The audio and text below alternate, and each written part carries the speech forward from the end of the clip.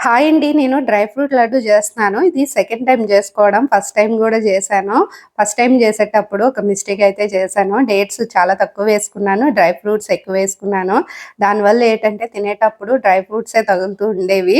Second time చేసుకునేటప్పుడు చాలా బా వచ్చాయి. ఈక్వల్‌గా వేసుకున్నాను. డేట్స్, డ్రై ఫ్రూట్స్ ఈక్వల్‌గా వేసుకొని చేసుకున్నాననమాట. ఎక్కువగా చేసుకున్నానండి ఈసారి. టేస్ట్ కూడా చాలా బావున్నాయి. డ్రై ఫ్రూట్స్ అంటే ఏదో అనుకునేదాన్ని ఫస్ట్ టైమ్ యూట్యూబ్‌లో చూసేటప్పుడు.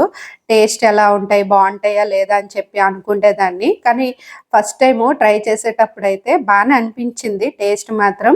ఈసారి కూడా సెకండ్ టైమ్ ఏంటంటే డేట్స్ కొంచెం ఎక్కువేసి చేశాను కదా! ఇంకా చాలా బా వచ్చాయన్నమాట. రోజుకొకటి తింటే చాలా మంచిదండి హెల్త్‌కి కూడాను.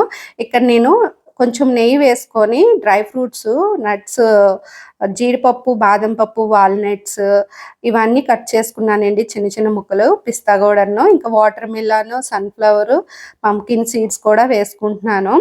జీడిపప్పు ఇవన్నీ ఉన్నాయి కదా! బాదం పప్పు కట్ చేసేటప్పుడు మాత్రం చాలా కష్టంగా అనిపిస్తది. చిన్న చిన్న ముక్కలుగా కట్ చేసుకోవాలి. ఇవి డేట్స్ అండి. హాఫ్ కిలో కన్నా ఎక్కువగా ఉన్నాయి. మనం ఉండలు చుట్టడానికి చాలా ఈజీగా అనిపిస్తది డ్రై ఫ్రూట్ లడ్డు. కానీ నట్స్ కట్ చేసేటప్పుడు, కలిపేటప్పుడు డేట్స్‌ను, నట్స్ కలుపుకుంటాం గదా! అప్పుడు కొంచెం కష్టంగా అనిపిస్తదనమాట. ఉండలు చుట్టేటప్పుడు చాలా ఈజీగా ఉంటది. కానీ టేస్ట్ మాత్రం చాలా బావుంటాయండి. చూసారు గదా! రోజుకొకటి తింటే మనకి హెల్త్‌కి కూడా చాలా మంచిది. పిల్లలకి, పెద్దలకి ఇంట్లో అందరూ తినొచ్చు.